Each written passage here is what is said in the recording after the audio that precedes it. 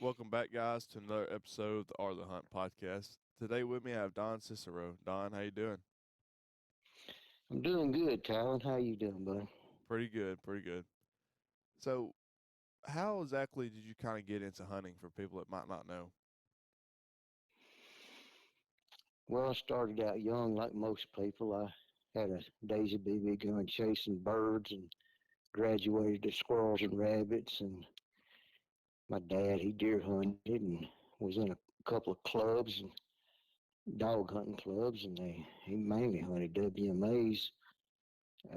Loved it, and took me on my first deer hunt probably when I was 6 or 7 years old. Just sitting with him. The first deer I ever laid eyes on, I thought it was a dog. He's wanting me to shoot it, and I was trying to shoot it off. But we were actually sitting in that deer's bed, and it just come up nose to the ground to us. And I kind of got hooked on deer hunting because my dad and my uncles and they all did it, and I just love being outdoors. I just grew up in the woods. We'd build bridges, cross creek, dam up creeks, make swimming holes, swing from tree ropes, and that was just my life growing up. That sounds like a pretty good time. Yeah, I think it would be awesome if more kids nowadays did that, but it's a different world that I grew up in. There's a lot of cell phones, computers getting in the way of really learning how to enjoy life, you know. Yeah, that's one thing But I, it's not a lost art. I still see kids doing it, and I it puts a smile on my face when I see them do it. yeah, I agree with you. That's kind of one thing I do like about hunting is there's more tactics and more gear now, but it's still the same. We're still learning about them. Oh yeah, you can watch all the deer hunting videos and listen to all the podcasts that you want, but I think until you actually get out there and start doing it and start getting making mistakes and eventually you either learn to love it or you just go a different direction. And if Yeah, you ever learn to love it, I think it sticks with you for life. It's a way of life, not just a hobby or a activity. In my opinion, I mean it's my way of life. I eat, drink, and sleep it. yeah, I couldn't agree with you more. And it's very interesting to me how long deer hunting's been around, yet there's still so many unanswered questions about deer. It's a lifelong learning experience. If you ever meet a guy that says he knows it all, I'll show you a liar. Yeah, That's just the way I look at it. yeah, that's true. But I just mainly hunted central Alabama. I was born and raised in Adamsville, Alabama, and we kind of had to travel to the WMAs from there to hunt. And now I live down in central Alabama, Tuscaloosa County, and I hunt pretty much the local WMAs around here. I'm in a hunting club that I participate in, and I purchased 60 acres of land several years ago, trying to do something with it. Got a few green fields on it. I actually got up early this morning, went down and put some trail cameras out to see what kind of activity I might be having on it. I know I got a lot of hogs down there and coyotes, and boy, I don't know what we're gonna do about the coyotes and hogs, but I'm getting more pictures of them than I am deer right now. Yeah, those hogs are pretty destructive. I know. I shoot them whenever I can, but there's more to there's more hogs than there is ammo. I think. Yeah, I shot two of them back during turkey season. I gave turkey hunting a chance for the first time ever in my life. I never really took turkey hunting serious. So I tried doing it and ended up shooting hogs instead, tearing up my arrows. About all I do is bow hunt. I don't know if I mentioned that, but they it'll tear your arrow up. I know I killed one, but I told my wife I wasn't sure if I killed the other one or not. And I know now I got it on trail cam where I hit it in the front shoulder, and it's just limping real bad on that one leg. I'd like to get back out there and hunt it and finish it off, along with all the rest of them for that matter. Bow hunting is a really They, interesting thing to me because I started 2 years ago, and I think it makes you a better hunter. Learning. To me, I paid a lot more attention to the little sign and stuff that I was overlooking when I was rifle hunting all the time. It makes you really yeah, look at stuff a I lot better. agree with that. I agree with it 100%. Now you can challenge yourself. If you're a gun hunter and you want to challenge yourself, so I'm not going to shoot a deer over 20 yards with a rifle, then Yeah, you can do that and make it a challenge. You can make it as challenging as you want if you discipline yourself. I love the challenge. That's why I took up bow hunting to begin with. A friend of mine, Clarence Yates, many years ago, uh, he had shot, I remember his 100th deer with a recurve bow, and I just thought that was the most amazing thing that he could do that. And I said, well, that's what I want to do. I want to shoot 100 deer with a bow, but now I'm more into trying to hunt mature bucks, and that's a whole different little ball game when you start transitioning from deer hunting to trying to hone in on mature bucks. It'll yeah. it'll humble you for sure. I But It's kind of weird, kind of how I got into hunting mature bucks. So, like when I was in the hunting club, I didn't know nothing about deer hunting. I just sat in the woods or walked as far as I could, sat down, and then I just killed, whatever deer I seen. Well, then getting into public land, like when I got my driver's license, I was always after a buck. I never really looked for a small buck. I was always after a mature buck, but I didn't have the skills to go after a mature buck. So it caused I was always in the right area, but never doing anything right in that area. So it was kind of like a big blank period where I didn't see anything because I was in the areas where a mature buck would be, but not seeing them because I wasn't doing it right. And that was a tough time because it was just going hunting all the time, not seeing nothing. You know. yeah, I've been there, done that. Hunting, I think, in my opinion, I'm not. I did right by hunting a lot of deer to start out with. Yeah. I think that if you want to be able to hunt mature bucks consistently, you first need to be a deer hunter. Learn what deer do, how they feed, get on, shoot a bunch of them. Yeah. Put some, let the air out of a few does, smaller bucks too. Don't be so picky. And then learn, how deer react to a bowstring. The You jump down when they drop down when you let go of that bowstring. You'll learn that a young deer is faster than an old deer. And you Yeah. think they all jump at the same speed, but they don't, man. Some of them are nervous and some of them ain't nervous, and you got to learn to read the deer's body language. If you hunt a lot of deer, that right there will save you a lot of headache and getting busted when you transition over to the mature bucks, because they're a lot sharper than just deer in general. Like a deer walk up to a feed tree, they might not even circle it, or they may just walk straight up to it. They may hear 2 or 3 acres fall out of that tree and just literally trot. I've seen them run to that tree, Yeah. and stop dead under it. Well, my turbo's not going to do that. Oh. He knows better. He's going to smell around the area, search it. He may stand there 10 minutes surveying that spot before he ever takes a step that direction. But so learning to read deer language when they're nervous, when they're not nervous, you can almost tell when a deer is going to jump the stream or when it's probably not going to jump the stream. But turbucks may not even flinch, for that matter. Yeah. I've shot under them. I mean, cut the flight off their chest, thinking they were going to drop, and they never even flinched. And it's kind of heartbreaking, but that's a hard lesson learned. Things like that right there, those are the things you can't learn watching videos and podcasts. You can be told that all your life. I can sit here and tell you that. But until it actually happens to you and you experience it, I don't. A lot of times it don't sink in my thick skull anyway. Yeah. So the hard lessons learned are the best lessons learned for sure. Oh yeah, that's 100% true.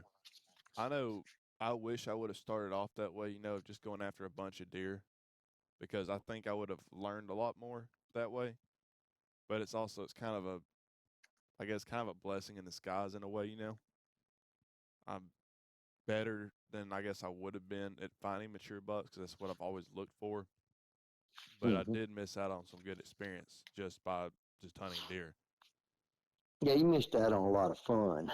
Yeah, That's what I call it. that too. Just having fun, That too. getting out there with your buddies and see who can knock down the deer first and get it out. I go in there and set up in a tree and kill a deer before it even gets good daylight, and you're dragging it out while the other deer hunters are coming in. Yep. And you're smiling on your face like, I got my deer, I'm gone. But it's not like that anymore. I'll make many sits and not ever see a deer because I'm maybe hunting one particular deer. But I Yep. try to stay on deer. I do a lot of scouting in season, out season, before season. The more scouting you do, the better you'll have that confidence of being able to sit in. So I can't sit in a spot that I don't have any confidence in. Yeah, I I'm the mean, it same just way. drives me crazy. I'll go hunt with a friend and they'll put me in a tree stand. And I said, I don't want, I just, that's okay. I don't want to sit in this tree stand. No offense, but just let me go find my own little tree. Because then that way I know that I've found something that I like and I got confidence in sitting there in that spot. And I'll sit there a lot longer then. Yep. But just sitting in a stand because somebody tells me it's a good stand, that's tough.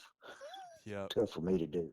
And I mean, I've only gotten two mature bucks so far. One of them's like a 3.5. I just lucked up on him. And my good one I got this year, he was probably around 5 years old. But I know just watching him move through the woods was like so eye opening. I was like, man, this is just a different game. And I've always been told that, but I haven't like seen it myself. But it's Oh just yeah. a totally different animal. They just don't take chances like the other deer. They when they move with a purpose. They'll stand in a position. I've watched them stand in one spot motionless for about an hour, and just before they ever move, if they get one iota that something dangerous is in the area, they'll shut down. Or it could be a doe. She might be blowing, stomping her foot, or another young buck, and he'll just stand there and he'll watch and see what they're going to do first before he ever even thinks about making a move. And he'll slip out the back door, and you won't ever even see him. Your hunt's over. But sometimes in the rut, it's a whole different ball game. That snorting from that same doe might actually attract that buck. He may be curious enough to come over there and see what she's snorting at, because he's actually looking for her. And if he can circle around and get on her, get downwind of her, and try to figure out what's going on with his nose before he ever even sees or hears her, then that's what he'll do. He'll actually attract that buck. Yep. And sometimes you can call that buck to you if you ever get uh, maybe hear him or get eyes on him. Sometimes I've heard a limb snap and think, okay, I know that's a buck because I got this doe over here. The scenario's played out before, and I'm thinking, well, I'm gonna chance it. I'm gonna see if I can call that buck over there. Sure enough, I make a couple of grunts, and he'll come slipping out looking. You get a vision. You might not kill him, but you know he'll slip out there long enough for you to see him, and then maybe you can go in there and set up different the next day and possibly get that buck if they're chasing and that doe's still in that area in heat. It's a different game in the rut than early season for sure, Yeah. and late season. But our Alabama rut's so messed up. Yeah, it is. It's hard sometimes to determine whether they're in rut or they're not in rut. Well, I know, All man, just where I hunt, I mean, they may be rutting a mile down the road and 3 miles up the road, they're not rutting yet. So, Mm. I mean, it's a cluster for sure. Yeah, but the more you do it, the more you pick up on little things here and there, and you'll figure it out. There's certain areas they like to chase in. There's a certain funnel, certain pinches they like to cruise through, and then there'll be certain bed areas to monitor them does that they'll relocate and move to. And if you can pick up on them, you can set up close to them bed, and you can have a lot better chance of killing one of them for sure. Yeah. And another thing I realize is the moment you're not on your game hunting a mature buck is gonna be the moment that he slips by you. That man, that happened Yeah, to me this yeah, year, and I'm so like dialed in when I'm out there. Like I'm not playing with anything. I'm just looking for the buck. Well, this time it was our opening day of muzzleloader season, and I was being stubborn, saying I'm gonna carry my bow, instead of just picking up my muzzleloader. And I'm sitting there, I had confidence in a spot, but I'm like, I'm not gonna see him today. I'm sitting there playing with a stick, and I hear. But anyway, yeah, I was just sitting there playing with a stick, and I look up and that buck's at 40 yards, and I have a shot, but I mean he is like on pins and needles. I don't know if he got like a swirl of wind or something, but man, he's just like looking my direction. He knows I'm there somewhere, and I was like, man, cause I shoot a really heavy arrow setup, and I'm like, man, this deer's gonna be out here if my arrow ever makes it over there. But and I was thinking to myself, I'll just go back get my rifle, and come back and get him. Nah, that didn't happen. I didn't even see him. But yeah. It could be 5, 6 ridges over chasing a different doe during the rut, yeah, or yeah, he may relocate her too. Because I don't know, I got my own opinion about rut. They when it's during the rut, I want to find out all where all the doe bed is. yeah, Doe bed's more consistent than buck bedding. If I can figure out how the bucks will travel from one doe bedding to the other doe bedding, or how they'll loop around doe bedding, scent checking them, then I can get on them little trails and catch them when they're cruising or searching for does. Or sometimes I'll even get in the doe bedding with them and when you have the bucks come right through the middle of doe bedding for them. when you say doe bedding, do you mean just like the general little area they bed in, or are you talking about the beds themselves? Oh, literally, they'll come in and bed within 20, 30 yards of the tree I'm sitting in, and then a buck come in behind me straight through the middle of the bedding. Seems like once they get in that bedding area, the thickets, Mm-hmm. they're more or less using their eyes and ears a lot of times. They'll sit check from a distance, and when they say you got a doe bedding on a hump, a little pine thicket, and you got some hardwoods, maybe there's a hard steep ridge on one side or something. He may skirt the edge of that steep ridge, stay close to maybe some escape routes. Always going to be in thick cover where he can abandon ship pretty quick. Yeah, But he's scent checking them does. He may be scent checking them does several hundred yards away. That those areas are kind of hard to pin down. You can, if you find them, they're good areas. But when they get in that doe bedding, they may be zigzagging and chasing the doe. They get all they lose that nose and they depend more on them eyes and ears a little bit. Whenever locate one, they might be trying to circle them and push them their direction. And when you're in there, you you might have a chance of killing one, you might not. I sat and watched. I think it was 17 deer altogether chasing around in one little old bed area, back and forth through there all morning long, grunting, carrying on. And they'll even get downwind of you sometimes, smell you stomp, and then lose track of where you were because they're being chased, and their attention span maybe ain't as great, but never even get a shot on one, really. and have them chased by me multiple times. It's exciting, but with bow and arrow, if they don't come with, and usually it's really thick stuff, if they don't come within bow range of you, you're not going to get a shot. There have been other times when if the buck is chasing a doe and he gets her, he loses her because they'll lose them all the time.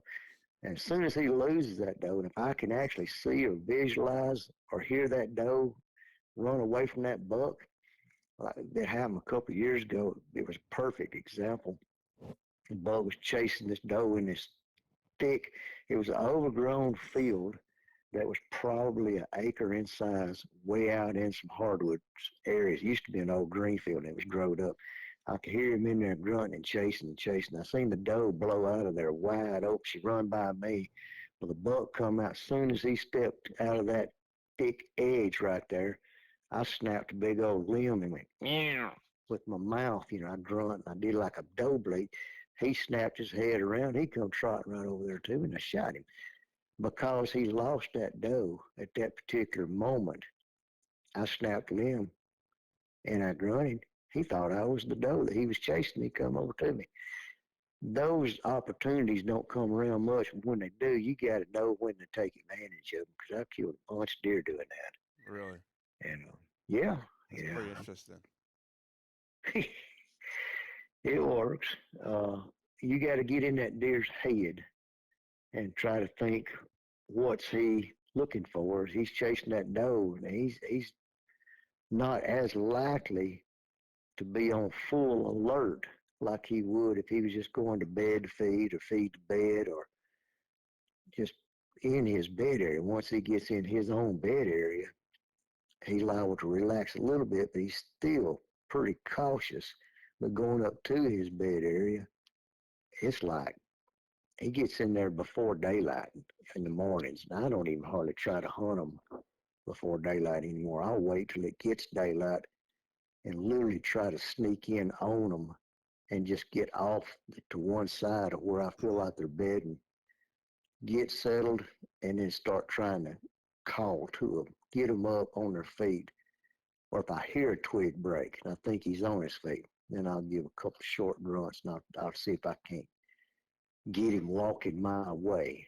And that works a lot. I've caught a bunch of deer close to bedding. I got a lot of it on YouTube videos. I've posted some of my video. You don't always get it on video, so Yeah. for you to do it and get it on video is a tough nut. Yeah. But What's kind of their demeanor when you call them in like that close to bedding?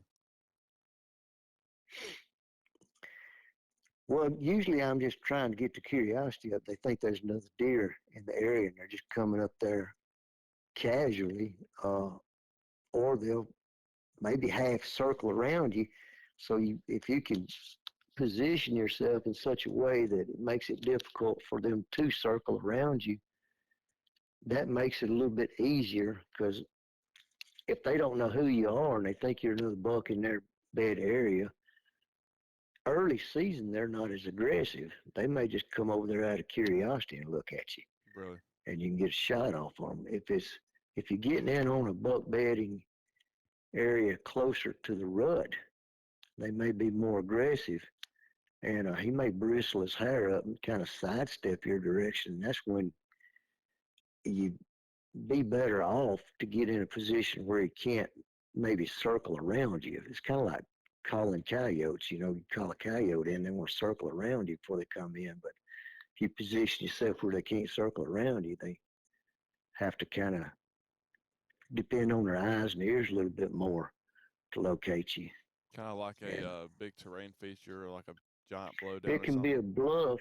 Yeah, it can be a bluff. It can be a creek that they don't necessarily want to cross in a draw. It can be open woods.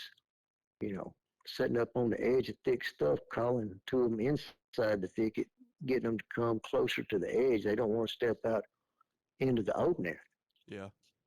That's an edge right there to a buck deer. I've never thought He's about traveling. using open woods as a buffer to keep a buck from circling behind you, but that would Well, make yeah, total they don't sense. want to expose themselves. Yeah, as I look for open woods for access usually. I do too. I'll try to access it either on a high ridge top and drop down on them, or I'll come up a creek drainage and then move up on them, depending on whether it's morning hunt, evening hunt, or where I think the deer's coming from and how they travel. I'm always scouting real hard, trying to pinpoint how they travel through an area and where they bedding and what they feeding on too, if I can find it. But I'm more pinned pinned on where they're bedding. I focus on that more than anything. Because if I can know where they're bedding and how they travel in between bed to feed to bed or doze, whether it's a rut or not, then I feel like I have a better chance of finding a spot somewhere in there that I can access without him knowing I'm there or crossing any trails, set up on him, use everything I possibly can to my advantage, including wind, of course. Yeah. You're not going to beat that deer's nose. No. I No. never have been able to anyway. So How do you? it's a lot to think about, but you just got to analyze it and put a game plan together. Oh, that's all I do all year round is think about how to get on this buck. Uh, what Mm-hmm. what kind of stuff do you see them bedding in, or how do you see them bedded? 'Cause that's one thing I've kind of struggled on is like I find this big thick area, but it's like trying to find a his bed in this giant thicket is like just it's very unlikely. Okay, mature buck bedding. Yeah. Let's just stick to that and nothing else. Early season mature buck bedding can be a number of things. Uh, if you're in hill country, they can bed high up off of a hillside bluff on a point where you've got that draft coming up a big deep hollow and it keeps that air cooler in that area. Maybe you got some early season acres starting to fall and he don't want to be very far from that. He can use that terrain to his advantage. If you're ever out there and you're searching for them locations, there's always them little spots where that air current is blowing right in your face almost all day long. Yep. And they'll utilize them areas. And I, people say, well, it's because they want to use their nose. Yes, but it's also, I think, it's hot in Yep. Alabama. And they don't want to get too far away from water or feed, food, water, and cover in close proximity because they don't want to travel very far during the early season. They could be in an SMZ. You could have all that in an SMZ.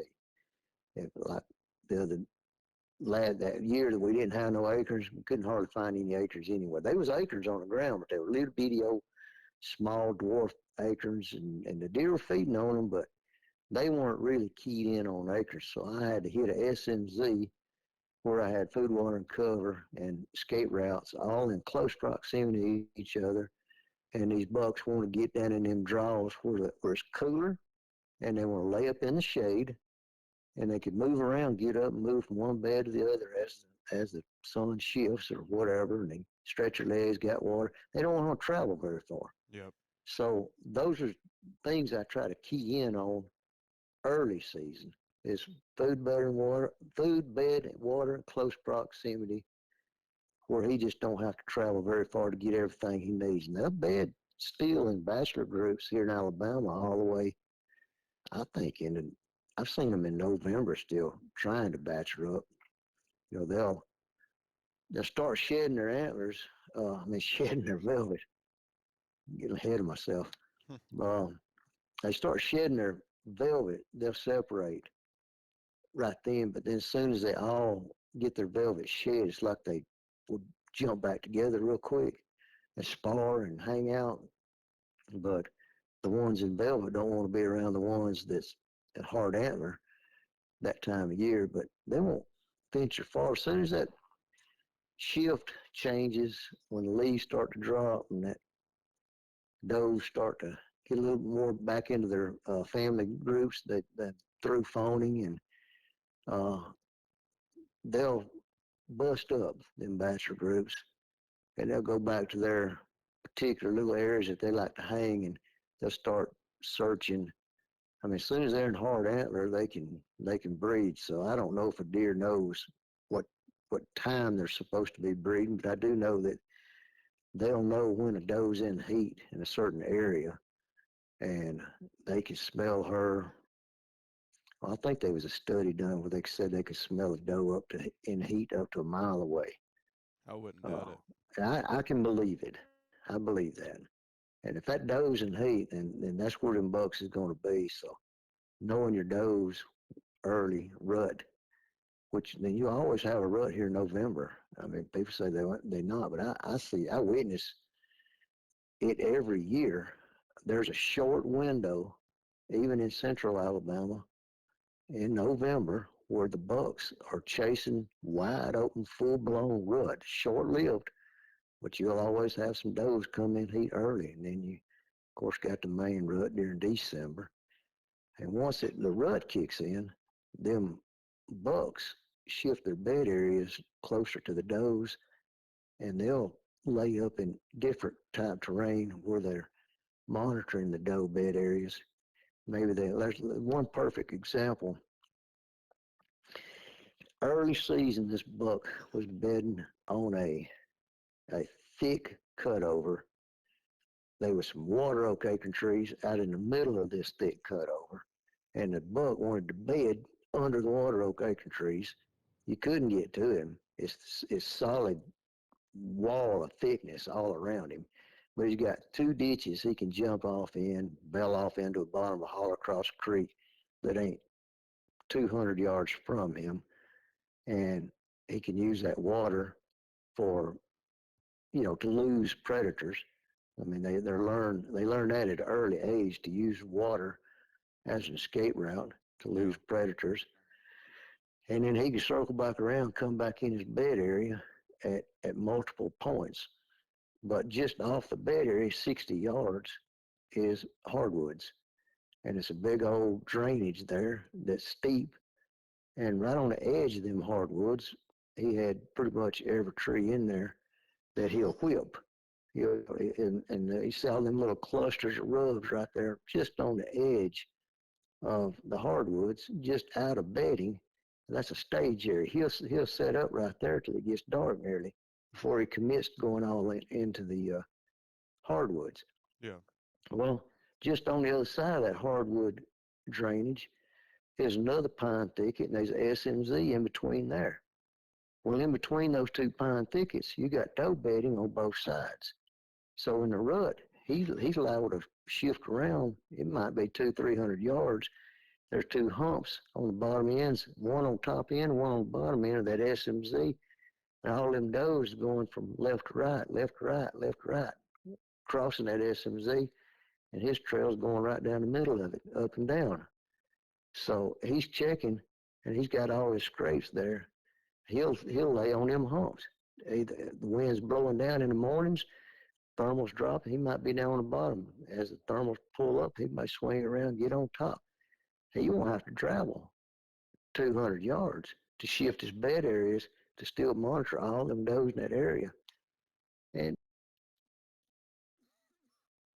there might be 3 or 4 spots in that square mile that's set up just like that he knows about, and he's liable to pick up and leave at night and check all of them. And whichever one is advantageous to him to find a doe, and that's the one he'll be set up on, for the duration of that rut. What 3 days cycle, and then he's off again. Some bucks travel from from 1 square mile to the other end of the square mile.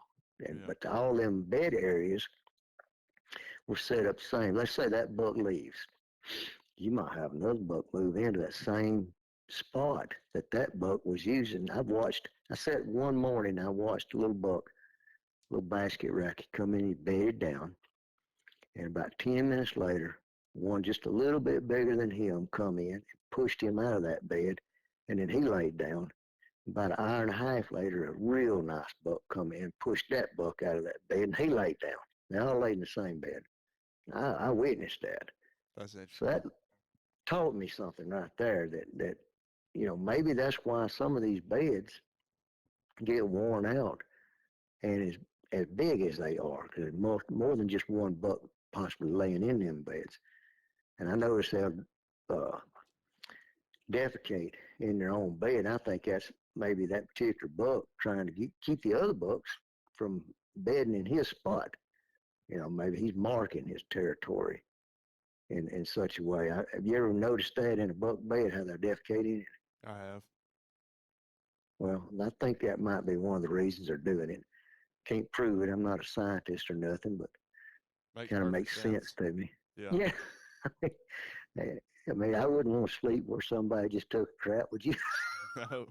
Feel what it. So I guess that's what they're doing when they do that. And then you'll see them signpost rubs just outside of doe beddings a lot of times. And I think they're just kind of marking, letting the other bucks know, hey, these are my does, leave them alone. But hey, if that buck's gone, them other ones are in there.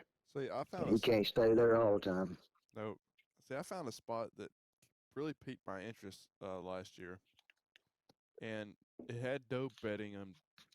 So just imagine it is in like two different hills. They're very close together, but one of them has a big signpost rub. Then probably has like 60 smaller rubs right near it. It's like within a Mm-hmm. 500-yard square, but it's like a small little area. They'll have probably 100 rubs. Then they'll have a big signpost, has some blowdowns, and then the same exact thing on the next ridge over. Both of them have doe bedding very close by.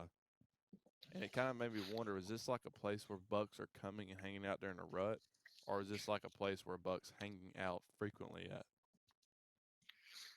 I think you're probably looking at something more relating to the rut activity. All these bucks come in there checking these does. They're frustrated. Maybe they can't find a doe in heat, so they whoop up on a bush instead. And I've grunted to bucks before. They'll just be walking along cruising looking for a doe. And I'll grunt to them, and they'll stop, and they'll look, and they'll think maybe I'm another buck possibly in their area, and they'll just go to shredding the tree right there. I mean, he never would have whooped that tree otherwise had he not just maybe heard me grunt, or maybe he sees another deer, and he'll just stop and whoop a tree. What it tells you is that them bucks is spending a lot of time in there because you've got a lot of rubs. Yeah. When you find an area that's concentration of rubs, then maybe don't focus so much on the rubs. That tells you that them bucks is frequenting that area pretty much. Try to figure out how them bucks is traveling through that area and set up accordingly when they're cruising through there. So yeah. Because See, that makes sense. Yeah, it does, and that's what's conflicting about this spot is it it sets up in a way to where everything conflicts each other. So if you wanted to hunt how they were, say, cruising the area, you would also be like everything kind of crosses together. So like if you hunt this spot, you're gonna be burning this way, and if you hunt this way, you're gonna be burning that way. Like it's one of the most complicated places I've tried to figure out how to hunt. Like nothing really is. There's not Well, like a usually them rub lines will give you a direction. You say you got scattered rubs all in there. You may be looking at a nighttime area. If it's just is it open woods or real thick or is it along the edge? Because it's I'm always sticking it's close to the edge and thick stuff. I never get in the open stuff hardly. oh it's thick and it doesn't get no pressure. That's what I thought. I thought maybe it's nighttime, but I'm like, no, nobody comes back here. It's super thick. You got all seasons of rubs. You got old, new, really old. Are you hunting a hub? Mm-mm. Is that what it all? I'm trying to picture this in my head. If it's a hub, you say everything comes together, It'll go from like and you you got the end of this ridge with a big signpost blow down, and then you'll have a bunch of rubs, and then you have some scrapes in there. Then it'll go to a creek crossing. It's kind of like a little creek crossing that hooks to a bench. You have some mm-hmm. rubs and scrapes on it, and then it'll go back over into another big blow down area, and then you'll have a another signpost rub, a bunch of more rubs. You got doe bedding that I've actually dumped, big old does, and then you'll have I found a big deadhead there as well. I mean, it's just it all So comes these like clusters of rubs are kind of on the ends of ridge points. yeah, That's where you're locating them. yep, So that scenario, in my opinion, them bucks is coming out there maybe late in the evenings. They could possibly get there early mornings too. But picture that buck coming down the side of that ridge from up higher. If it's thicker up there, for sure, Yeah. he may be bedding up there, and he's working his way down there to that point. And I'm assuming you got a deep holler on both sides of that point, or it's overlooking a bigger holler, It's and he's up high. it's bluffed and very the hollers on both sides are pretty deep. So he's walking out there, probably late in the evenings, getting up a little bit early out of his bed, stepping off to that point, and he's just listening and smelling and looking. Because if you imagine yourself standing there, you can hear if there's deer out there. You can hear them for a long ways. They got pretty good ears. Yeah. I think they got better hearing than what we do, Yeah. and then obviously they got better smell than what we do. And if that wind's still kicking around in there, he could be using his nose, but I think he's more or less standing there listening to see if he can hear activity off to his right or maybe to his left or out in front. And if he hears something, well, he may take off that direction. Or he may just turn around and go right back up into his bed and lay down again if he don't hear anything. And while he's there, I've witnessed this. Uh, they come down there. I actually watched a buck chase a doe out of a bed area, similar to what you're saying. He'd run out to the end of the ridge, and then I don't think she was in heat, because if she was in heat, I'd have killed that buck. Because she come over there, squatted down right under my tree, and then went right off that bluff down into that deep hollow. Well, he went over there and he sniffed around on the trail, and he's 20 yards from me. I don't have a shot. And he sat there and literally shredded that tree to pieces. And I sat there and watched him till that whole tree was completely ripped to pieces. He almost uprooted it. And then he went right back into his bed. He did not follow the doe down the holler like I thought he would. I was so excited. I said, I'm fixing to kill this deer. But I never got a shot on him. He's 20 yards and I can't shoot him. Yeah. I've seen that happen a time or two. Watching bucks. I might be on one ridge looking all the way across deep hollow, look up on the other ridge across, and it's thick on the tops of ridges, but the bottoms and the ledges, all that's open down below. So you're talking about thick stuff on top. And I've watched them bucks walk out to the end of the ridge, stop, and stand there. They'll stand there 15, 20 minutes. And then they'll turn around, walk right back up the ridge, same way they came, and go back into bedding. Yeah. You ain't never witnessed that before? I haven't. That could be a scenario. It could be that a lot of that still nighttime activity, and they're just staying up into the bed stuff, not coming out. Depends on hunt pressure, but That's what's really the cool about. closer you can get, Go ahead. I would say closer you can get to his bed area, the better your odds are of catching him in daylight hours, Yeah. And especially in hunting pressure areas. the I guess the three unique things about this area is it doesn't get any pressure, and the whole area is a bedding area if you think about it. Like, it's all thick, and then access for it is an absolute nightmare. Like, I'll send it to you once we get off the podcast. You'll see what I'm talking about. But I mean, it's a spot I'm glad I found, but it's also caused me a lot of headache and knee pain as well. Yeah, yeah, they're never easy to get to. Now I, Seems like. now I probably did 40 miles in that area, honestly, just on one ridge, going back and forth, trying to have some kind of knowledge of what they're doing there for next year down the road or whatever. And I mean, it taught me a lot too as well, kind of how a buck would use an area, just how the places they go, places they don't go.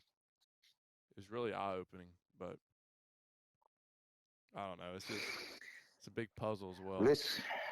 it is, and it's different when if you're in river bottom land, it's different down there where they bed versus if you're in hill country versus farm country versus pine thickets.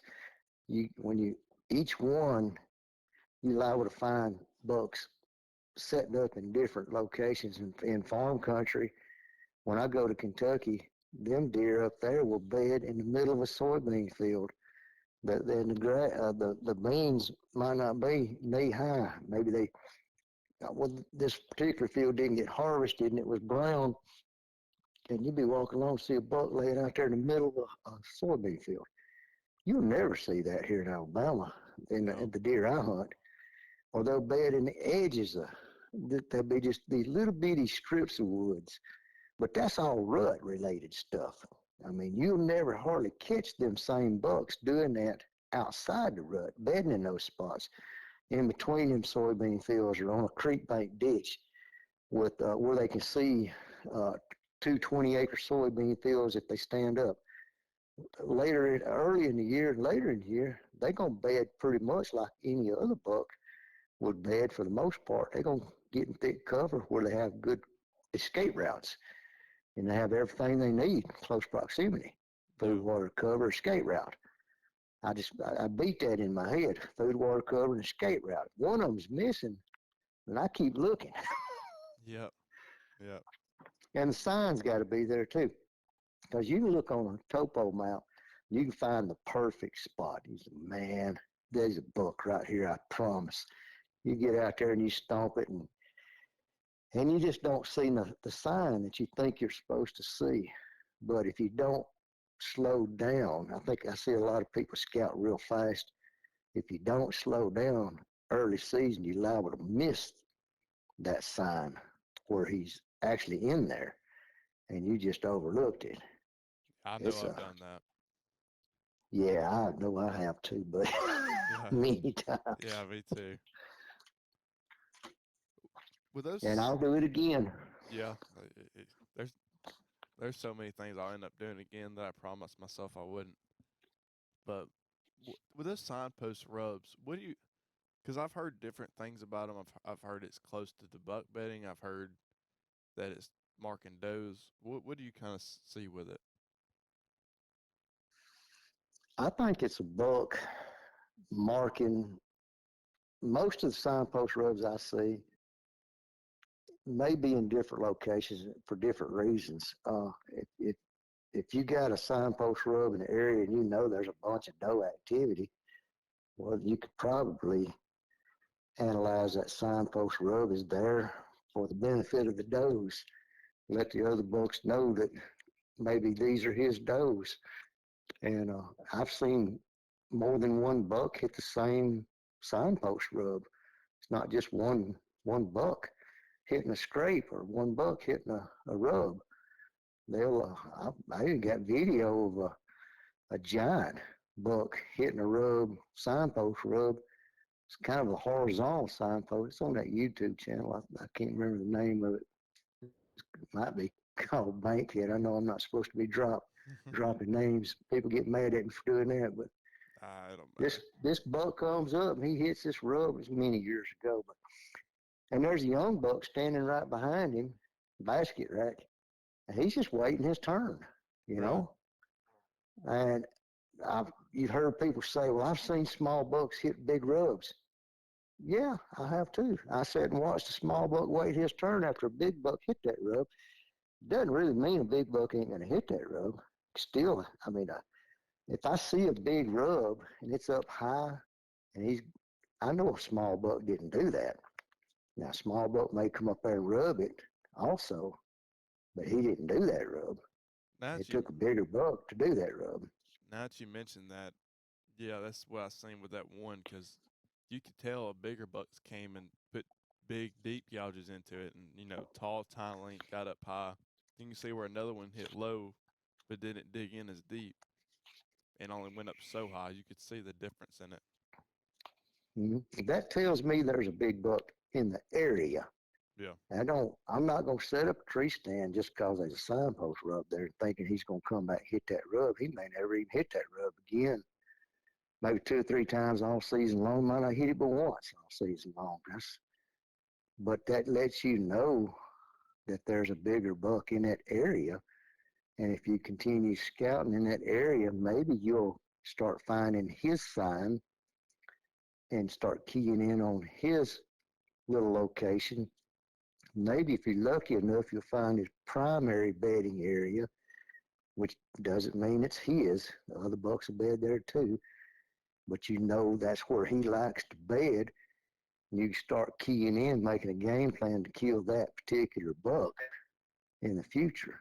And it's not easy. He don't bed there but for no reason at all. He beds there because he's safe there.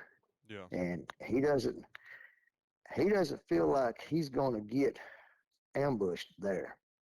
If you spend too much time in there, setting it up, well, he's got 3 or 4 other spots he can move to pretty quick, and he may not come back to that spot for 2 or 3 weeks, but he'll be back because that's his home. You're not going to run him out of his home. Yeah. You might temporarily run him out, but if it's genuinely his primary bed area, it's pretty hard to run them off. It's I've done it. Yeah. you know, I have done it, but they will come back most of the time. Let me ask you If they this. don't come back, it might not have been their primary bed to start with. Yeah. How, I know it's hard to say, but kind of how far do you usually see from, say, a signpost is usually like, how far of a distance is it to where their, I guess, their primary bed usually is? Can it just vary? I don't know that signpost rub, in my opinion, even marks bedding. Uh, I've seen it around doe bedding on the outsides of doe bedding, even inside doe bedding. Like I said, they get frustrated, they'll rub a tree, but the big giant signpost rubs, I see are normally closer to doe bedding, marking doe bedding. Yeah. If there's one around there that's close to a primary buck bed area, it's usually just maybe where he's going in and out of his primary bedding. That could be a sign where you that's one you might want to pay attention to. Might be the only one I would want to pay attention to, in fact. But somewhere there will be a scrape as well, and they'll use them scrapes year round. And that particular scrape that's close to his primary bedding might be one that I'd want to set up close by. I don't necessarily hunt that scrape, but I'm usually pretty close to that area. I try to figure out, well, how's he going to circle downwind of that scrape when he comes out of his bedding, if I call it to, or how is he going to go into his bedding? Is he going to swing by and check that scrape, scent check it, or is he going to walk through it? They'll walk right past it and never go to the scrape. Yeah. Uh, but that's his scrape, and it doesn't mean it has to be a giant scrape, truck hood size. Truck hood size scrape like that, to me, is a community scrape where a bunch of different deer are coming in there and hitting it. Yeah. I'm that one scrape that's his will have that super high licking branch that's shredded. He might not even hardly paw the ground up. He might destroy the ground under it. That is his attitude. Different bucks have different attitudes. He may just come up and hit the licking branch, sniff it a little bit, and go on. He might not be as mad at all the other deer as another deer might be. The other deer might practically dig a mud hole out under a licking branch very aggressively. Yeah. That's something else Throw I've dirt noticed. 20 foot behind. Yeah. That's something else I noticed about those I, spots I was telling you about is they both have like a super high licking branch, and a good size licking branch. So I was like, yeah, that's a good yeah, buck yeah. somewhere in here. And that's what I'll key in on stuff like that, and I pay attention to that. The signpost rubs and licking branches close to bedding on their primary, that I'll pay attention to, and I try to work the game plan out to not mess that up, but take advantage of it. Yeah. The other signpost rubs that you see maybe near doe bedding, or possibly it might be in a thermal, what they call a thermal hub. We always call it a wagon wheel, Mm. where you got a bunch of ridge points dropping off into the bottom on a creek, and you see a bunch of tore up trees in there. That could be a lot of that nighttime activity, and I don't pay a lot of attention to that. But in the rut, those rubs do tell you that them bucks travel through there And if it's the right location, the right creek crossing in between doe bedding, you might could set up dead on that creek or close to that creek with a rifle and kill deer when they're cruising, traveling from one to the area to the other. Because they'll do it in broad daylight then, if it's got enough security, if they feel safe going through there. It's not overhunted. Yeah. I'll say that. Because one of my favorite places during the rut's dead on a creek bank. Really? I'll either sit dead on the creek bank and let them cross the creek. I'll let that water, because it's got a pretty good flow on that water. A lot of times that water will actually pull your air downstream. So I'll sit on the downstream side of that creek crossing, and I'll kill them when they cross the creek. And then there's another one I can't do that. So I set up on the hill top. There's a little knob, bunch of rocks, boulders and stuff sticking out of the hollow there. But that's a long hollow, and at the bottom of that long hollow is a even bigger hollow. And when the wind's blowing out of the north, blowing down that big giant hollow, it actually creates a vacuum in that small hollow that I set in, and it'll pull your scent down that hollow. So my hollow is going east to west. The wind's blowing out of the north down that deep hollow, and I'm just off of that small draw, and it's sucking almost like a vacuum. It'll suck my wind down hollow, and I can come up. I can sit there with the wrong wind and get by with it. Yeah. I do it all the time, and I like to. When the wind's high enough that it'll create that draft, I'll sit right there during the rut. It's a great place. I kill a lot of deer there. That's pretty neat. Seen a lot of bucks. That's one Yeah, thing and I you got to. go ahead. Well, understanding winds is a lifelong journey, buddy. And I don't know that there's a. You feel that wind hitting the back of your neck. It could be bouncing off the tree you're sitting in, hitting you in the back of the neck. Milkweed or broom sage, or I use cotton balls because cotton's easy, and I'll stick it in a little old film canister and I'll fray that cotton up and I'll let it. You can actually see what the wind currents are doing, and that's more dependable than. And I use powder too, but once I get in the area, I like to. Man, I'm gonna pitching cotton out of a tree. Yeah. I set up on a buck one time. There was a. I'm up on what these guys call it a high crow's foot. Yep. I call it a top wagon wheel. You know, you used to get all these regions there, and you'll see a lot of activity there during the rut. But there's a ditch off to one side, and when the wind comes over the top of the ridge, it's hitting me in the face. But in the evenings, late in the evenings, when I expect the bucks to come out and maybe look off those points like we talked about earlier, it's going to suck my scent down that little ditch. And I'll sit just in the head of that ditch, just off wind of where I think the buck's coming from. And late in the evenings, it'll suck my wind down in that ditch. This buck was so smart. He knew I was there. I actually bumped him one day going in there, and that's why I wanted to hunt him there. I found his bed and went back like 2 days later, maybe, and set up.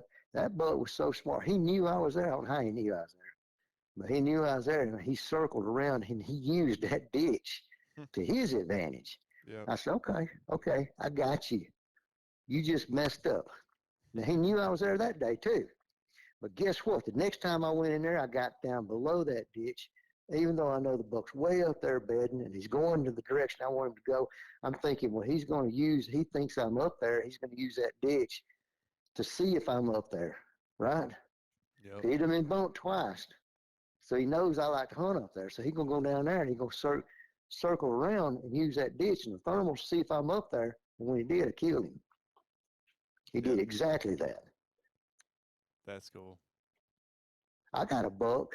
I parked my. This tells you how bucks are. He's a mature buck. Uh, I parked my truck in the same spot every time. And then one day, I'm booking way on down the road, and I'm trying to find. You know what? I don't want to hunt down here in the wind. Ain't right. I just didn't have it in me that day. You know, I don't care. I'm not as mad at them today, I guess is what Yeah. my neighbor would say. So I'll go up there and I'm just gonna sit. I'm just gonna sit right close to the truck because I got a bunch of does up here. I'm just gonna watch these does and see what they do. You know, I want. I'm sitting there and this big mature buck comes off the ridge behind me where I walked down the road. I know he smelt my scent where I was walking up down that log road, and now he's coming around and he's looking to see if my truck is parked there. Oh wow. And he's watching my truck. I'm like, I can't believe you're sitting here watching my truck. So I went in there one day and I didn't park my truck there. I parked at a different spot. Come around, made a loop around, sat there where my truck usually parks. He come out there. I did not shoot the deer. I let him walk, but he come out there and he sniffed the ground where my truck usually parks. Wow, he's smart. Yeah. That's pretty slick that he would do that. So he got my number. But if you ever figure out a buck got your number, then you got to figure out how to get their number, using that to your advantage, and that'll work sometimes.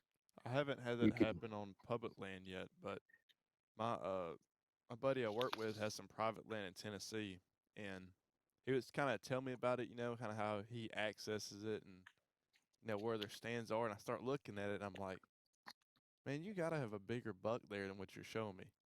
He's like, no, man, that's all we have. And then about a week later, his uncle sends him a picture off his cam he just pulled, and it was like a giant buck, like right in the spots that I figured that buck would be at. Watching them access, and I was like, Hmm. man, these bucks are slick. They are pretty sharp. I think one of the first defense mechanisms they learn when they're a fawn is to be still, to Yep. drop and be still. I think one of the second things they learn as a spotted fawn is to use water to their advantage to escape. They know that when they jump across a creek bank, they got coyotes chasing them. It's a little more difficult for that coyote chasing. They can run up and down that creek and lose the scent. The coyotes can't scent trail them from that point on, and then they learn to use thick cover. You know, to their advantage, and they won't sit in that thick cover.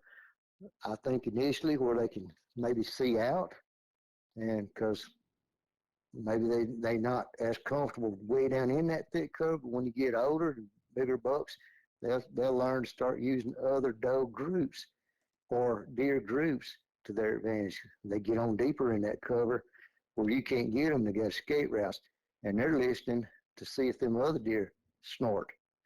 And if they start snorting or stomping, or I don't know if they know exactly which snort means what, but I know that some snorts you can recover from and some you can't. Yeah. If it's that little old short one that just and they're gone, they know you're not getting that deer back. If it's that old whistle snort at the end, man, you can call that deer to you in a heartbeat. Yeah. That's one you can talk to, and you can make them come straight to you. And I'll just out snort them. I'll be the last one to snort. I set up on, and it's does. You're messing with does when you do that. You're not doing mature bucks, obviously. They're not in the rut now that you might could call a mature buck to your area to check out what all the snorting was about. Yep. But he's probably going to be downwind of where all the snorting was about. And if you're the one snorting, you might get smelt first. That's a different story. Yeah. I I don't know. know. I'm always sitting there thinking about stuff like, what's this buck going to do today? Yep. Today's a new day. Yeah, it'll drive you insane sometimes trying to figure it out. I know. My big buck I shot this year. I scouted that place probably 2 years ago on up the ridge from where I shot him at, and found all this scrape sign, and I could tell a good buck was in the area. Well, then this year when I decided to go in there, I was like, okay, the wind's doing this. I got my horns on me. It's a bunch of thick stuff, and I'm just going to ease on the opposite side of this ridge and see if I can call one, down that ridge. Well, as I start getting in there, because I haven't walked this part yet, I'm like, man, I wouldn't doubt this thing's bedded over here close to me. It has everything he needs. So I was like, okay, let me not mess with the horns right now. Let me just slip through here, get to a good spot where I feel like, I could hunt. Well, I find that spot and I get there, and I'm just easing down this logging road. And on the opposite ridge side, I caught him coming down off that point, on the side of the ridge, going to, I guess, another point to bed. And then, after I shot him, like 2 months later, I was thinking about it, and I was like, that's the perfect setup right there. Because if I know I'm going to have a wind shift like I did that day on those Hmm. same time frames, same days, I can get on that opposite ridge side. The creek's going to carry my scent down, and I can wait for him to make that shift, and he'd never smell me, never see me. It was a My dad used to you you using you that he may have got your scent and was circling around going to a different bed area that day because he knew you was there. Is that what you're trying to say? no the so Or the you just saw him and got a visual on him and you made a different plan that day because of the visual? no, I was easing down this creek. I was planning on just calling all day throughout this bottoms. I knew a mature buck was in here. Yeah. And as I'm working up these two ridges run parallel. And as I'm working up this one, I'm paying attention to the other side where I think he's going to be at. And I caught him coming down off that point, working the side of Oh, this you ridge. just got a visual on him. Then you set a game plan up for him. Oh, I shot him that day. I seen him, but Oh, you didn't even have time to set a game plan. I'm sorry, I missed it. I don't know what I was. no, I got sidetracked. I'm saying My next time. brain goes different directions sometimes. Oh, you're good. I'm saying like next time, I plan on using that to my advantage whenever we have a wind that's going to shift like the exact way it did, to where he Yeah. will go use that side of that ridge and then go to the other point and catch them doing that. Because the more I analyzed and thought about it, that's exactly what happened. He was just leaving that point Yeah, and they don't bed in the same spot all day long. They'll come in, they'll get up, they'll move around, especially in the rut. I mean, they'll. I think this is my opinion. I got no data to back it up. I'm not a scientist, but mature bucks, in my opinion, are always laying on the ground somewhere before it breaks day.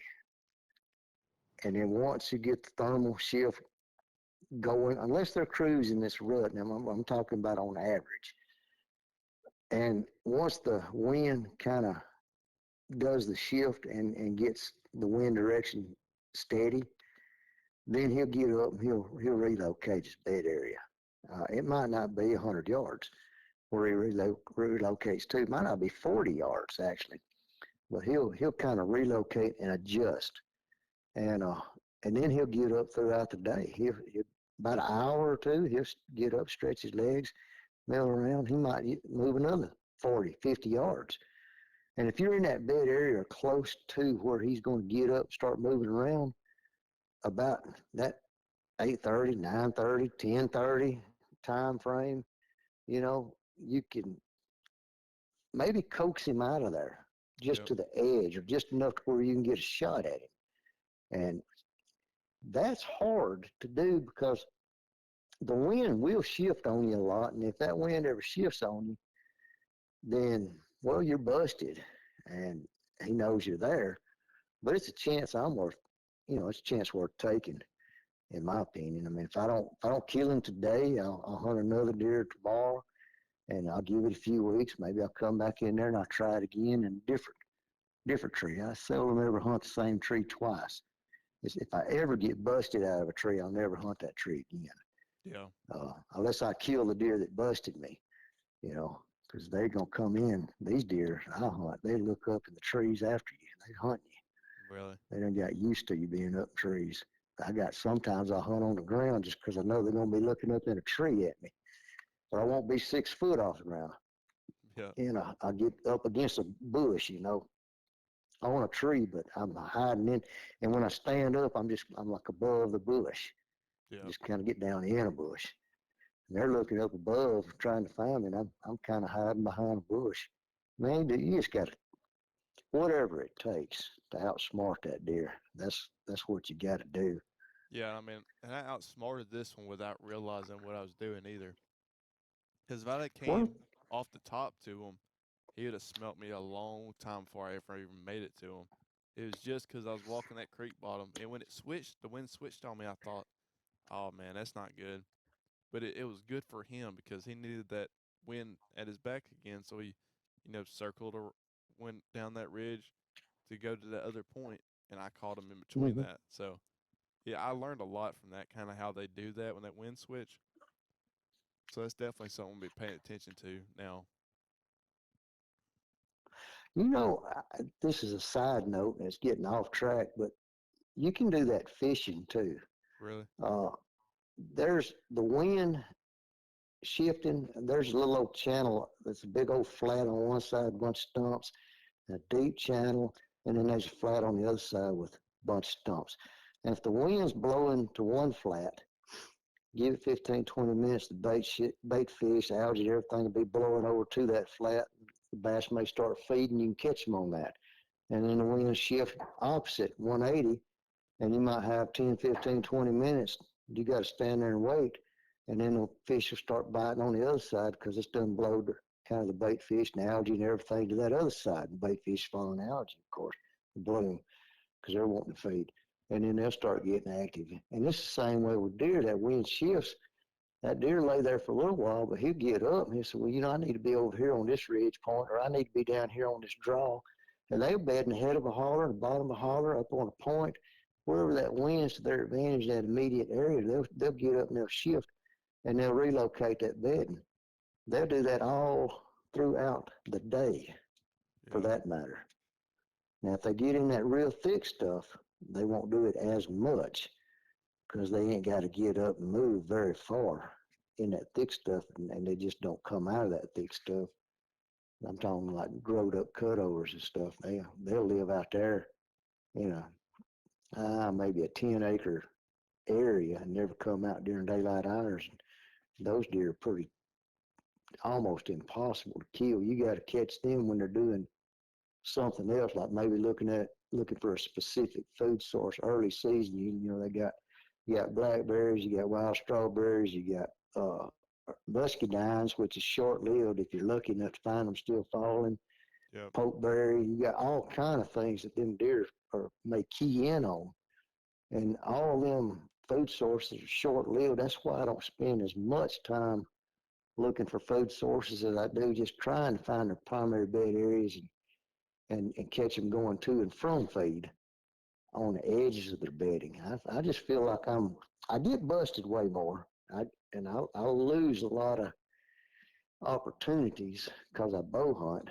Where if I was a gun hunter, it'd be dead deer. But man, it's the challenge. It's the game. That's why you do it. If you ever stop getting excited or you don't like the game anymore, it gets too easy, I'd probably quit.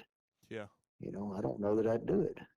That's one thing I do like about Bankhead where I hunt is just the challenge of it. It's big country up there.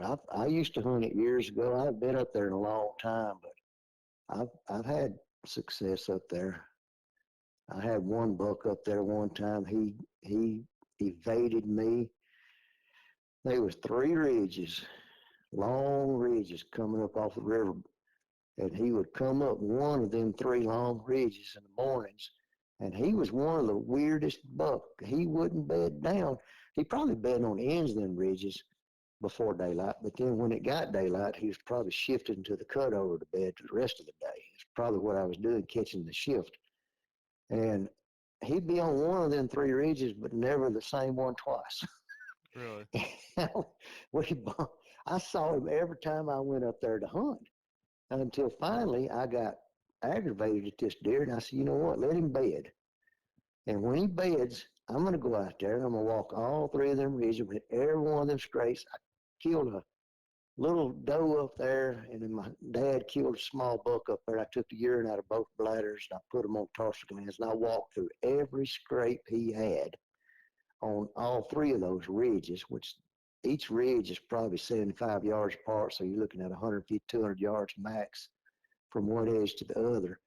And I walked everything out there, and then I hung them things up in a tree, bushes there in between the middle ridge. And I set my stand up, and I walked out of the woods and went and ate lunch and come back in there about mid-morning, snuck in there as quiet as I could, and I started making all kind of grunt and racket noise. I don't rattle. I never have had success rattling. I've called them in rattling, but I've never been able to kill one Yeah. rattling because of the way they come in. But when you go to grunting and everything, breaking twigs and making uh, sounding like a buck chasing a doe, try to mimic those sounds in the tree. That he come out of there, he run dead to my tree, and I'll be doggone if I didn't miss him. I called him Really? right up with the tree, and I shot right over his back. Then the guy killed him 2 weeks later up there with a rifle. Now I don't know what the deer scored, but the guy said it weighed 257 pounds. That's a big Now I'm one. just taking his word on it. Yeah, it was a big deer, but he outsmarted me multiple times. If I had a little bit longer, if I'd got a little bit lucky that one day, I'd have killed him. Yeah. I don't know why I shot. I rushed the shot. I just shot right on, cut the top of his hair off on the back. I didn't hurt him one bit. It hurts your heart when that happens. Yeah, he was consistently bedding in the same spot, and it was early season. It wasn't a rut, but I mean, in fact, gun season hadn't even. It was right before gun season opened. So, and they run dogs up there back then where I'm talking about, and them dogs. I I don't know. I didn't ever talk to the guy about how he killed it, but I'm about 90% sure they killed him off dogs. Yeah. And but that's a different that's a different game in itself. Dog hunting. That's It seems to kind of be dying out. yeah. It can be fun. I I've been on dog hunts. I've been a standard. I've sat there and watched deer run by. I watched a killed a doe one time. She come flying off a hillside. Dogs right behind her. I'm in a brush top. Literally, my tree stands right in the middle of a blow down tree because there's not a lot of cover at Bankhead. So I'm trying to look for anything that I can. And I'm next to a bluff gap, but there's a ledge there. This doe run out this. She taught me something. I grunted at her. She stopped. She grunted back, and then she took off running. She got to that ledge, and she jumped off that ledge and lost them dogs right at that ledge. The dogs got out there, sniffed around, couldn't find her. About 45 minutes to an hour later, the dogs clean out of barking distance. She come running back up to that treetop. She did not, she didn't forget that I was there. And when she made her circle, she come right back to that stop, and she grunted one time. And I cut my hand over the side, and I grunted one time real soft. She come over and I killed her. I thought she remembered where that grunt come from, and when she got rid of them dogs, she was coming up there to get with me. So I thought that's pretty cool. That is neat. I don't know that a mature buck would do that. You never know No, you uh, don't. when it Yeah. comes to dog hunting. Yeah. I mean, every year I hunt, I learn something different every time, or something I overlooked and didn't think about. But I don't know. I'm just ready for this season. Most of the dog hunters, when they back in the day, the guy that was doing the push is usually the guy that was killing the biggest deer because the buck, big mature bucks, would circle around the dogs, let the dogs chase the doe and other deer, and a buck stand his ground. He won't. A lot of times he won't run from dogs. He'll stand there and fight them off. I almost killed a buck one time with a bow and arrow because he was fighting the dogs off. Really. And as soon as he saw me, yeah, I got within 20 yards of him. Just they had him bayed down in a draw, and I knew they were baying him when I heard all the racket. I mean, the dogs wasn't moving; they were just going crazy down there. And I got down out of my tree stand. I took off running down there. I thought, well, I'm gonna kill that deer while they got him bayed. Of course, I got busted trying to sneak up to him, but I almost on him. I believe that happens. Been a lot more almost than kills. Yeah. I believe I was talking to Wes Moy and he talked about, you know, doing a dog hunt one time and then the pushers got past him and the buck was right behind the pusher, just following them. Yeah, they circle around them. It's hard to run a big old mature buck out of his home. Yep. They're not scared of dogs.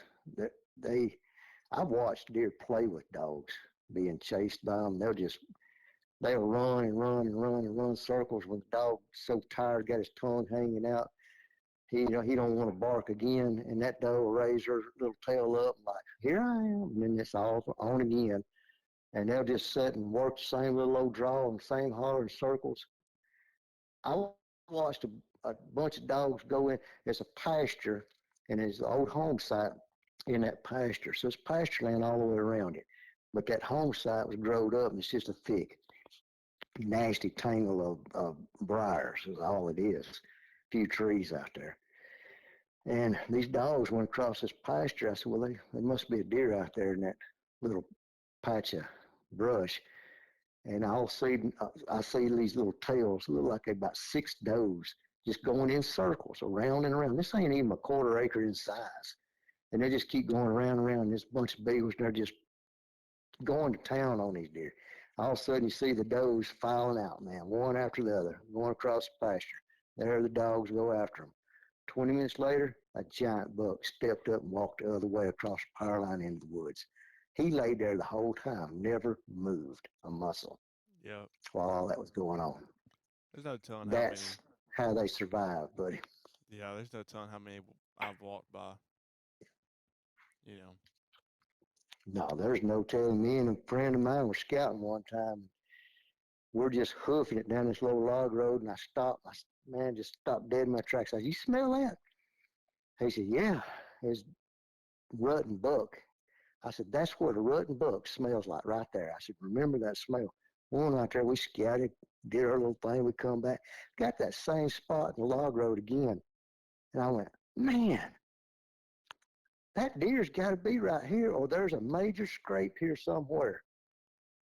I did my finger, wet it, stuck it up in there. I said, wind's coming. I took 2 steps out of the logging road, jumped a giant buck, wasn't 20 yards off the edge of the logging road, monitoring that logging road in and out. Yep. Now that's crazy. Yeah. That he lay there like it. We're talking. I guess he perceived us as a threat because we're just talking out loud. We're not causing him no problems. We didn't walk directly, but when I made 2 steps directly toward him, that's when he lost it. He's, Yeah. I'm out here now. Yeah, that's amazing to me. Don't nothing surprise me when it comes to what a big old mature buck will do to survive. No, I don't. They all think different, I think. I never say he won't do this. I'll say I don't think he'll do this because I've been proved wrong so many times. I mean, Yeah, well, get used to it because that's part of deer hunting right there, getting proved wrong and being yeah. humbled. That's what I call it. Hey, I eat my share of humble pie. man, there's been times I felt so dumb out there. I'm like, how could I have done this and made this mistake? But it'll happen to you every year. And once it Oh, happens, it'll happen again next year. oh yeah, Maybe, but if I can remember what happened, maybe I won't make that mistake again. Maybe I can use that information against that buck and actually kill that buck on what he thinks, how he thinks he's got you figured out. yeah, And that's what makes it fun. Is when they know you're there, and they've got you figured out. Now you got to figure out, well, how can I use that information to kill him? And yep, if you succeed doing that, well, that's sweet. Sweet when you can do that. yeah, it is. Don't happen a lot, but you can. I have done it a time or two. Hey, I'd rather be lucky any day. Oh, it ain't luck if you got their number. Yeah, that's true. They're pretty. They're creatures of habit. You Yep. know what works. Say you go in, you jump a buck, he escapes. Mhm. Everything's good. He got away from you. Well, if you come in that same way, you jump that buck, he escapes. Well, you're good again. That buck will still come back in there because he got away with it. You keep doing it over and over and over, he may find a different spot to bed, location wise, because he's getting tired of you jumping and messing with him. But if you do it right, maybe you can go up there, and this is what my dad used to do. Now, I don't know if anybody that's ever done this other than my dad. He would go up there. He'd tell Mom, do not wash my socks this week. I'm going hunting. She's like, all right. He'd take his dirty socks and he'd go up to a place where he knew the escape route of this buck. He done figured that out. He'd go up there and he'd hang a sock. And he'd walk around, he'd hang another sock. And he'd walk around, he'd hang another sock. He'd circle around, he'd get down on the escape route where that buck's going to travel. That buck sniffed, smelled its socks and wind shifts. Can't stand it. I think Wes Moy does it with humans. I think that's what they do, what they call the wolf pack. And then that buck get up, slip out the back door, and there he kills Yeah. him. And he does his own wolf pack with a pair of socks or a bag of socks, dirty socks. I would say underwear, but I don't want to. Yeah. He might have used them too, for all I know. That's But pretty. that's a one-man push, Yep. And if you got two men and you know the escape route, one can set up, circle around, get down there, and then the other guy can slowly push that area like he's trying to sneak up on the buck. You don't want to bump the deer so hard that he takes off wide open, but Yeah. and that's a two-man deal. And me and my son's done it. Me and my dad's done it. But when you're bow hunting by yourself, it's really tough to do a two-man deal when you ain't got two people. Everybody wants to kill the deer. Nobody wants to be the dog. Yeah. So you got to have a good friend and swap up if you're going to hunt that way. Most of the time, I just try to figure them out, get close to them as I possibly can, and maybe coax them out of their bed area if I can. I have tried years past to sneak up on them in their bed and shoot them, but I've never been able to do it. I've gotten really close a time or two, but I've yet to be able to kill one while they're laying down in their bed. First off, they're really hard to spot. Yeah. And what I used to do is I'd find their beds and I would mark their beds. I'd put a little piece of flagging tape or I'd scrape a limb or something. And I'd stand there and I'd look back and I saw if I get to that vantage point up there on that hill, then I could see this spot. And I'd walk from here to that vantage point and mark that spot. So I'd sneak up to that spot looking for my marked spot where the deer lays and see if I can see it laying on the ground. If I see it laying on the ground, then I can sneak up on the deer if I can see it first. But if he ain't laying on the ground there, well, obviously I know that deer ain't bedding there. Yeah. He's somewhere else. And that's one bed I can eliminate. And I do that a lot too, but that's a whole different, that's an all day game when you're slip hunting like that. The closest I've ever gotten to a deer was in the rain. A doe bedded down in the rain. I mean, well, you can walk a lot quieter in the rain, but when you're slip hunting, you spend really more time standing and looking. You're looking for that flicker of an ear or that vertical line or horizontal back. You're looking for motion. Train your eyes, look past the trees, and look for that, because that's what deer look for. Movement is what catches their eyes. You ever stop a deer? So you got a deer going down through there, and you grunt at that deer, and it stops. And it's looking your way. It don't see you. First thing that deer going to do is start flicking that tail, trying to get you to move. Yep. So that it can spot you. And usually they flick that tail, they communicate back and forth to each other like that. You can use that to call a deer to you. People call it flagging. Back in the old day, they cut a deer tail off. They'd stick it in their fanny pack or something. And they hunting on the ground, usually as a gun hunter tactic. But maybe you say you like to rattle. Say you're rattling, you call a deer off a bluff, you down in a draw somewhere, and you want to get that deer to come to you a little bit more. Tie that little tail on a bush somewhere with a string and flick that tail. Give him a visual to look at and see if he won't commit to coming out there for you to get a shot. It's not a good bow hunting tactic. Yeah. Because now they're looking at something and you need them to come closer, and they already see what they're looking at. They're not hardly going to come any closer until they can see it. Yeah. So it might work with a gun better than a bow. It's not a bad tactic. I don't do it with a, huh? It's not a bad tactic. No, it works. Yeah. Yeah, it'll work. If nothing else, it might make him step 2 or 3 more steps closer to get a better look giving you a better shot. Yep. Well, Don, I sure appreciate you coming on.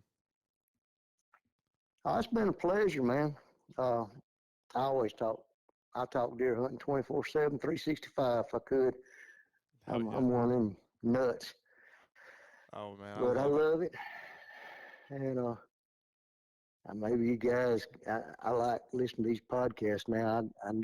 I told you the other day when we was talking on the phone, I didn't even know what a podcast was just a couple of years ago.